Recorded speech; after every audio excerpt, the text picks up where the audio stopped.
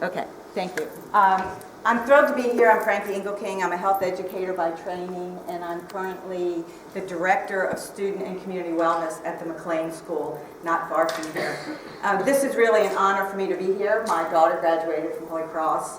Rosie and I are both Catholic Girls School graduates, not of Holy Cross, but of your competitors or your challengers or whatever we call each other now, rivals, I guess. And so we were kind of reminiscing what it was like to be in a school in this, like Holy Cross, an environment where there's so much support and nurturing for young women. So we really admire what you do, and we know that you are making a difference in their lives, as you made in our daughters' lives and our own. So thank you for what you do, and we believe that we have something to offer you that could help you engage with your girls more and give them a life skill. We believe that what we're doing at McLean with mindfulness is truly empowering our students with a lifelong skill. Does every student think this is something that's going to be beneficial to them? Of course not. This is, again, a skill. And just like some of you have skills in some areas and not others, some of you will find this to be a skill that you feel beneficial for yourself or for your students, and some of you won't. But what is most important is that you understand what it is, so that when you make a choice about whether or not you want to share it with your students, you'll understand the choice that you're making. Because our program really believes that once people understand how it works, why it works, where it works, it helps to influence their decision about whether or not they think it's beneficial. So let me just start by talking about my position. Because at McLean, our student and Community Wellness is a comprehensive K-12 program. It's only 3 years old, and it incorporates all those things that you see on that screen, one of which, of course, is mindfulness. The goal at McLean is to educate the whole child, and in order to do that, we feel that all of these components need to be available to every student. As you can imagine, not one person can run all of these programs, so it's a K-12 umbrella department position where I work collaboratively with many, many people in the building. And this is how Rosie and I work together, and she's our mindfulness educator. So she works a lot with the teachers in the classrooms. She works with students. I, too, work in the mindfulness program, but I also work with the other programs as well. So that's how we work together. But we really believe that mindfulness is a core of the McLean philosophy and mission. And so we really like to lead out with our mindfulness program as one of our leading programs. School-wide, we have been working on this for about 3 years now, and we've had about 50 of our teachers trained in what is the Mindful Schools Mindfulness Fundamentals. If you've never heard of mindfulness schools, they are in California, and they've been around for a very long time, and they've been building curriculum and going into schools themselves and working with students. And they've broadened over the last couple of years to really reach out to teachers and people that work with students. So originally they were grassroots in the classroom, and now they've gone to the training because, of course, they can't reach every student. So we've worked with them in terms of training our staff. So if any of you are interested in learning more about what mindfulness is, Mindfulness Fundamentals really helps you understand how to have a mindfulness practice and how it can benefit you. It's an online course. It's 6 weeks. You do it at your time and your convenience. But a lot of our teachers have found that to be really beneficial. The second piece of the Mindfulness Schools offers is there's a course called Mindful Schools Curriculum. And that is actually a 6-week curriculum where you have lessons that they give you exactly the steps to follow, the goals, the objectives, etc. Some of our middle school teachers are utilizing that curriculum as well. So we're using Mindful Schools really as a base for education for our faculty, and now we actually have parents who are taking the Mindfulness Fundamental course, because when their children come home and use the terminology, say, I took a moment, a mindful moment, I'm breathing, my anchor word, different vocabulary, and the parents I wonder what that is. So they are now interested in what we're doing in the school, and they want to continue it at home. So they're now involved in the training as well. So we're pretty excited about that. Our program incorporates really 3 different components for our teachers. First, we have the education, where what is it, how do you do it, why does it work? Then we have the training, where we teach how to have your own practice, but also how to do this with your students. Rosie goes into classrooms and actually demonstrates for some of the teachers a mindful lesson. Then she observes if they're doing mindfulness to give them feedback. What might work better, what was really great that they did, something they did that we might want to share with another teacher.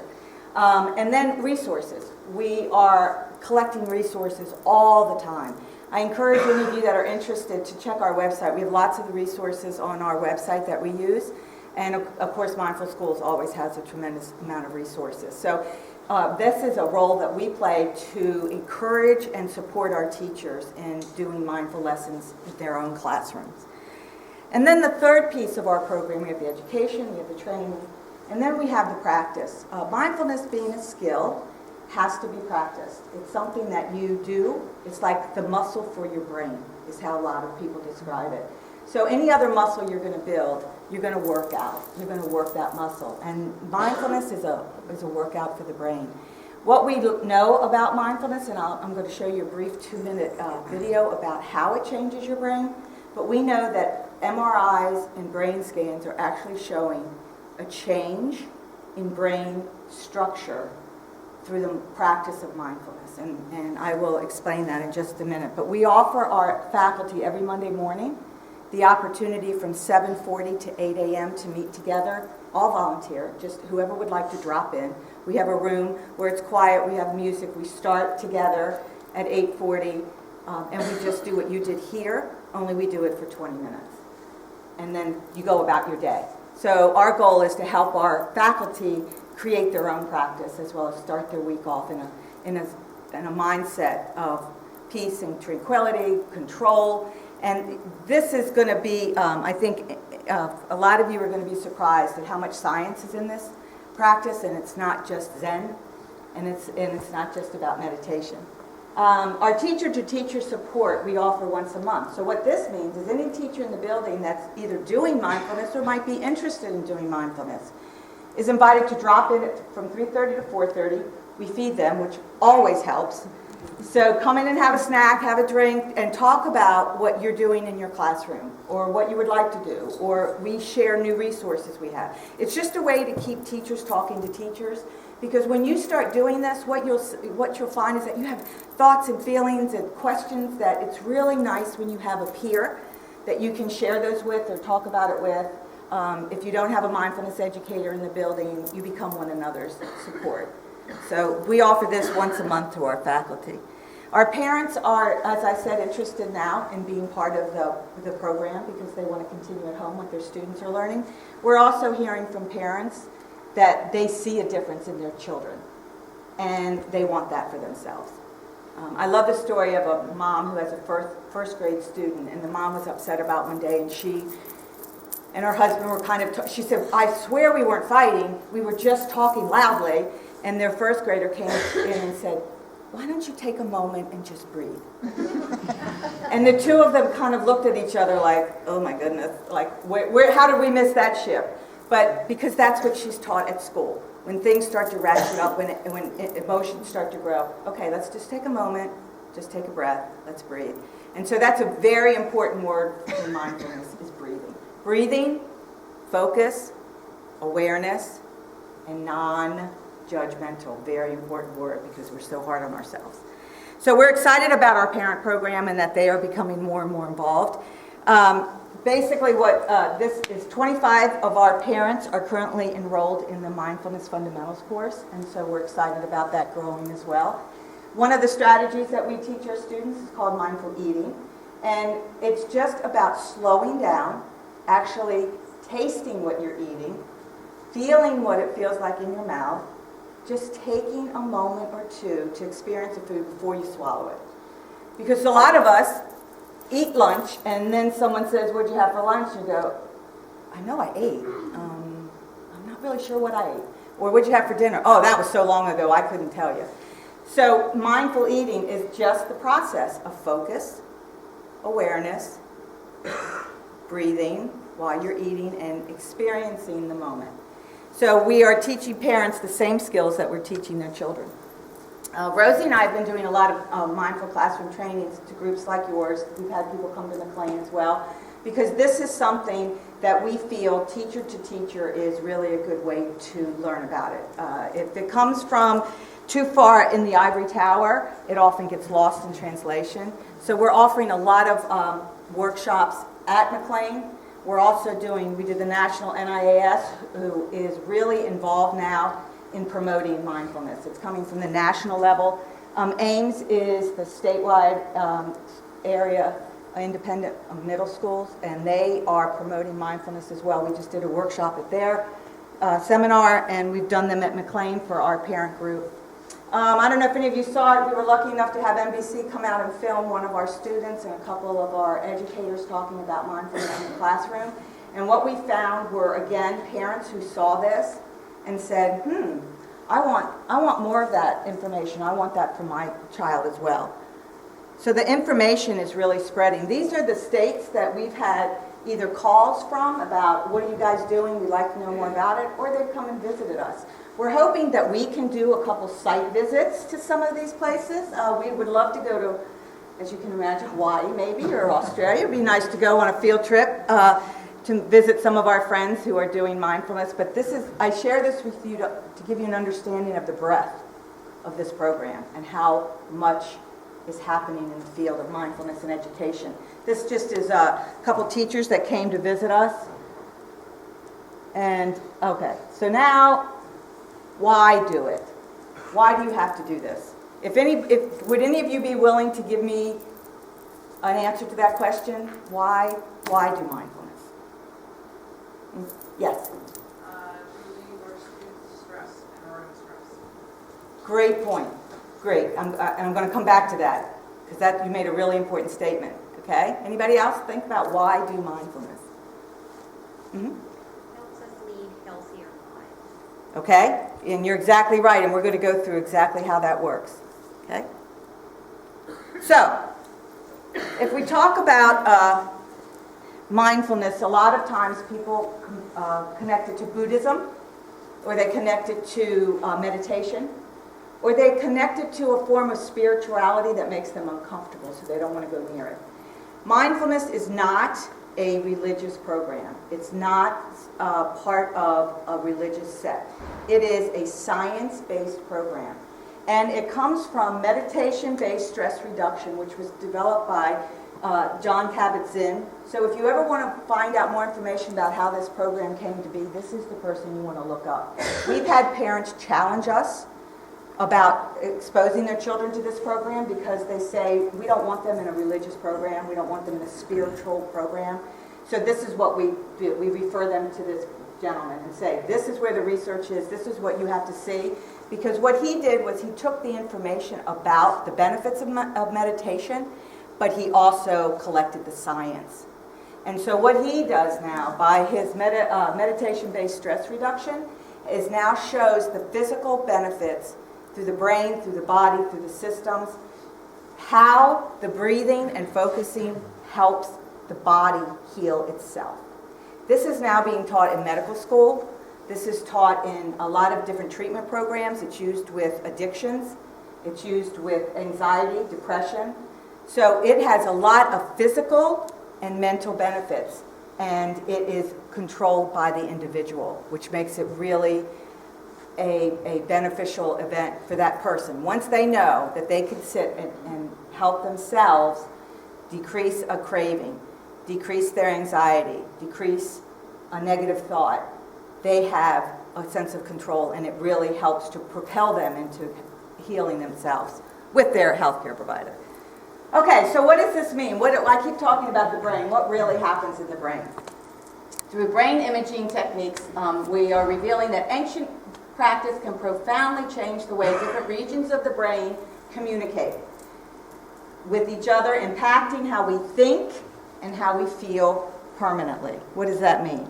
That means that the physical changes in the brain that occur through mindfulness allow for emotional and physical changes in the body.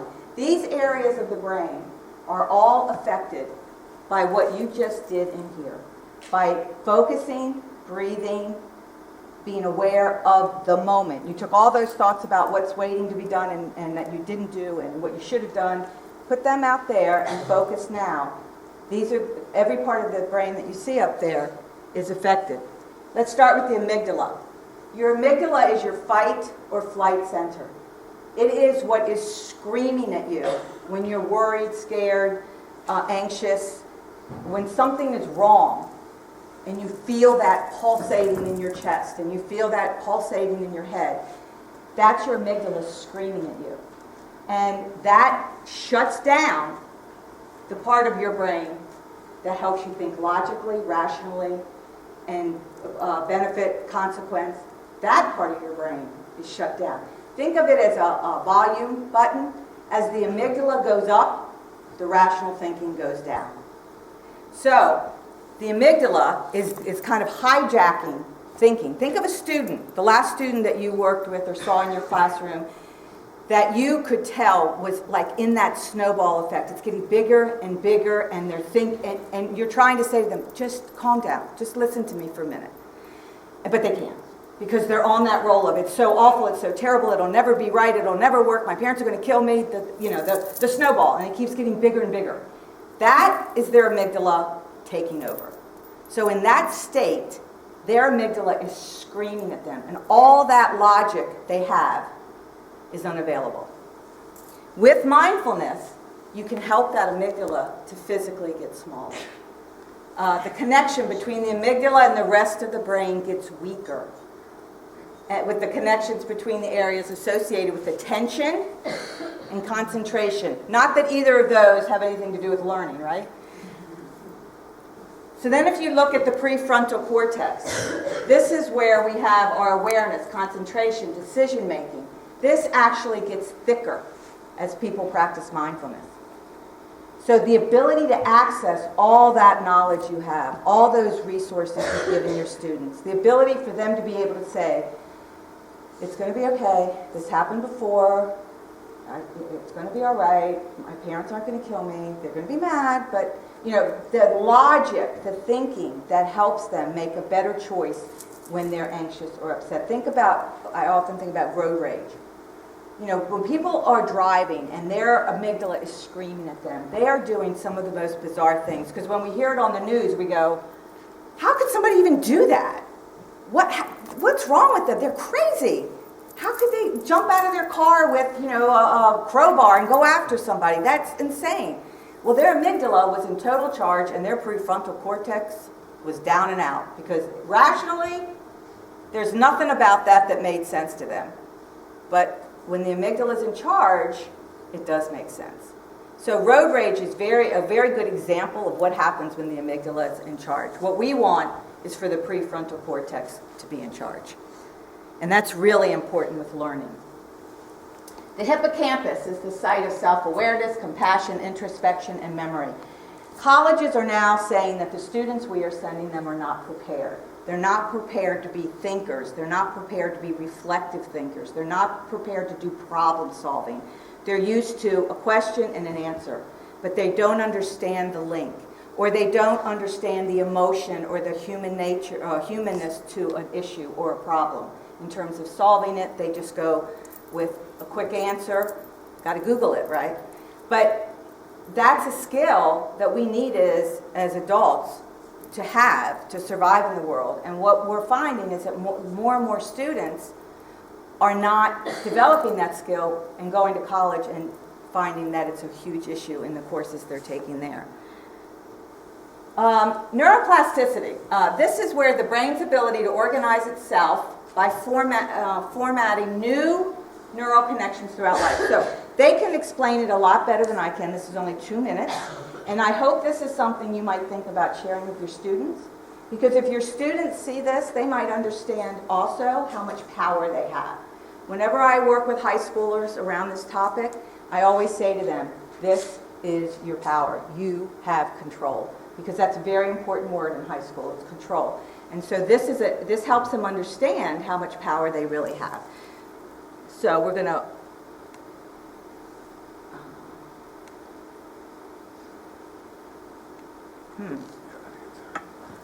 Oh, so glad Robin's here.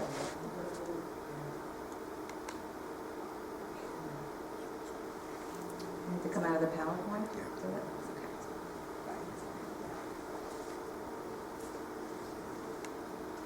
Not so long ago, many scientists believed that the brain did not change after childhood, that it was hardwired and fixed by the time we became adults. But recent advances in only the last decade now tell us that this is simply not true. The brain can and does change throughout our lives. It is adaptable, like plastic. Hence neuroscientists call this neuroplasticity. How does neuroplasticity work? If you think of your brain as a dynamic, connected power grid, there are billions of pathways or roads lighting up every time you think, feel, or do something. Some of these roads are well-traveled. These are our habits, our established ways of thinking, feeling, and doing. Every time we think in a certain way, practice a particular task, or feel a specific emotion, we strengthen this road. It becomes easier for our brains to travel this pathway. Say we think about something differently, learn a new task, or choose a different emotion. We start carving out a new road. If we keep traveling that road, our brains begin to use this pathway more, and this new way of thinking, feeling, or doing becomes second nature. The old pathway gets used less and weakens. This process of rewiring your brain by forming new connections and weakening old ones is neuroplasticity in action. The good news is that we all have the ability to learn and change by rewiring our brains. If you have ever changed a bad habit or thought about something differently, you have carved a new pathway in your brain and experienced neuroplasticity firsthand. With repeated and directed attention towards your desired change, you can rewire your brain.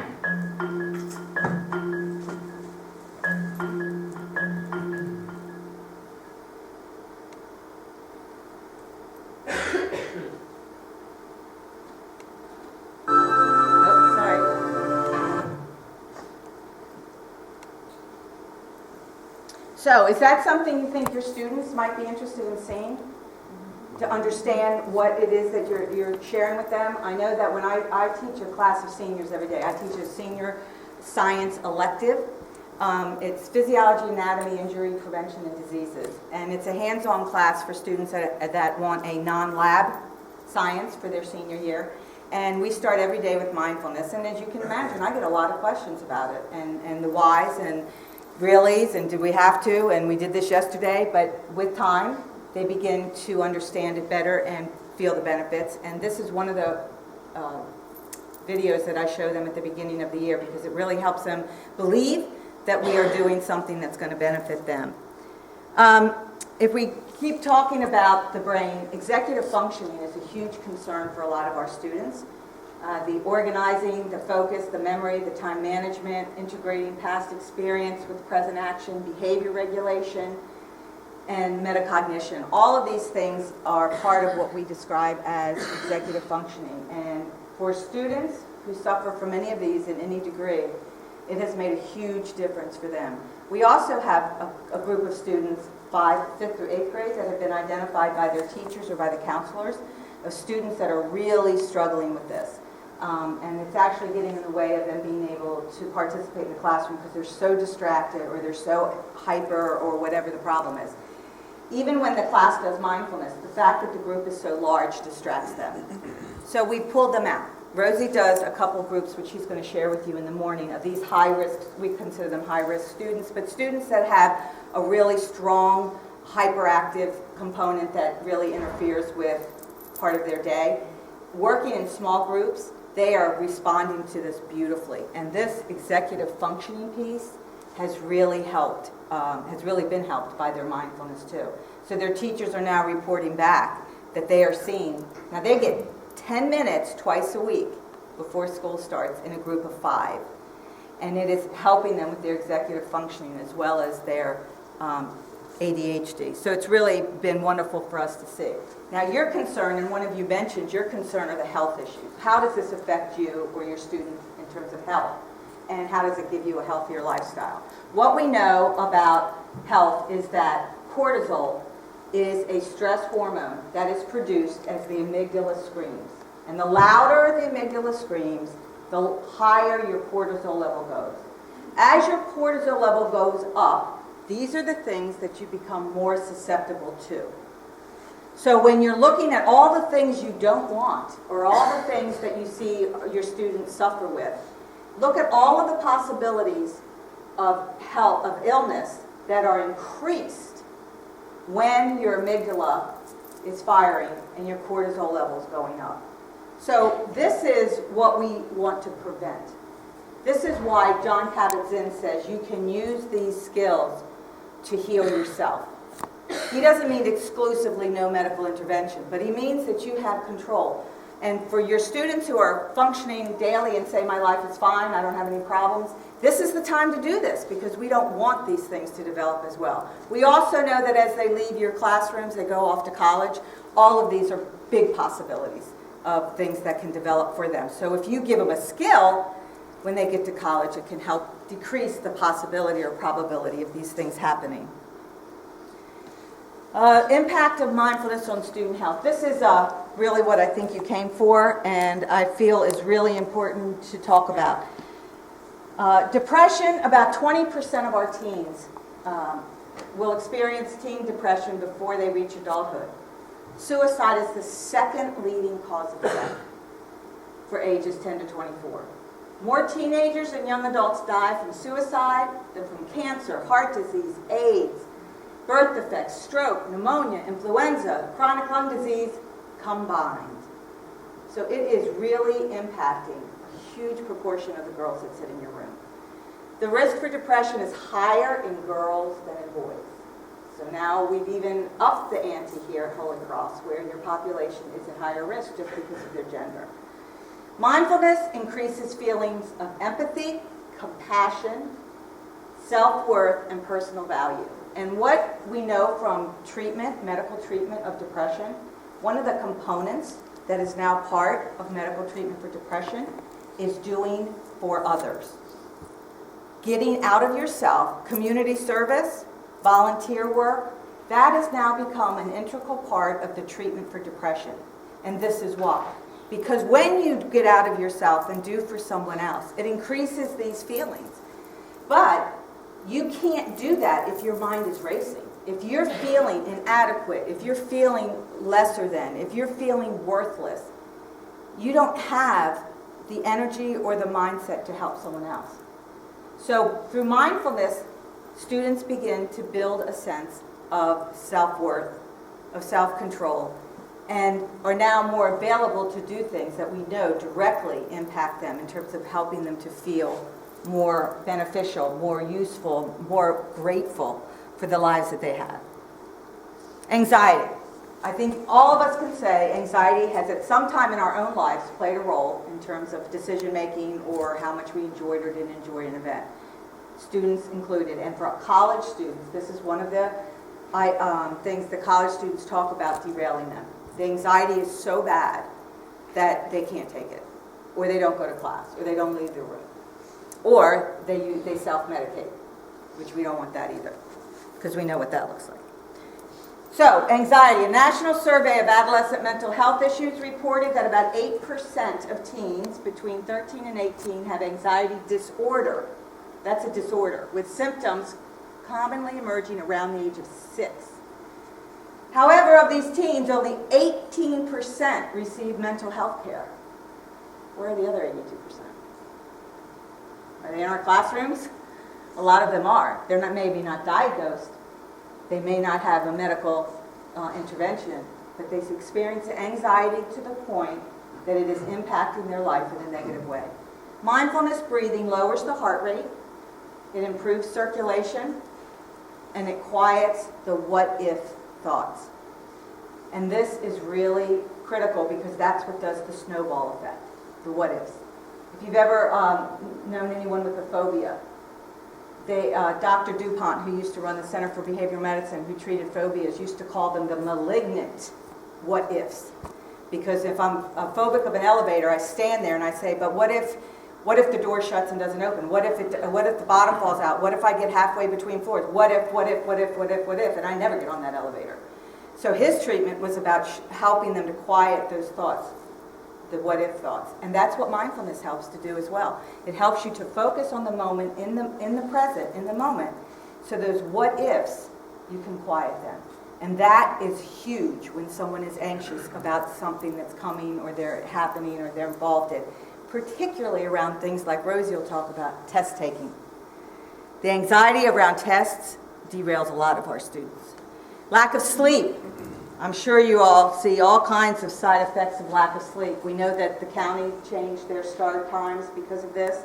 A lot of schools are looking at how to help students get more sleep. Unfortunately, I don't know about your students, but I know the ones that I teach sleep with their phones on their pillow, sleep with their laptops open, or their iPads on, or they read on their iPad at night in bed, and we know that that light causes cortisol to be released. So their stress hormones going up as they're laying in bed trying to relax to go to sleep. So even when they're trying to get to sleep, trying to get adequate amounts of sleep, they can be interfering with it.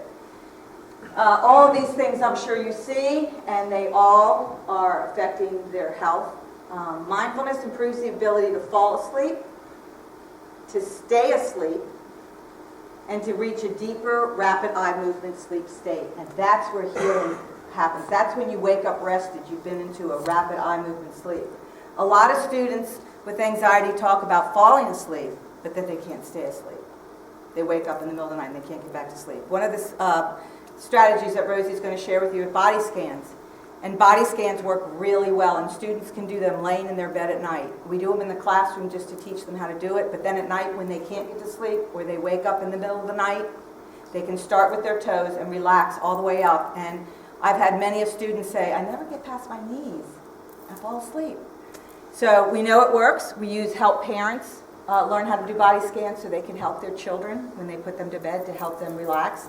And this is a really good skill as students go off to college and live on their own, to be able to do this wherever they are.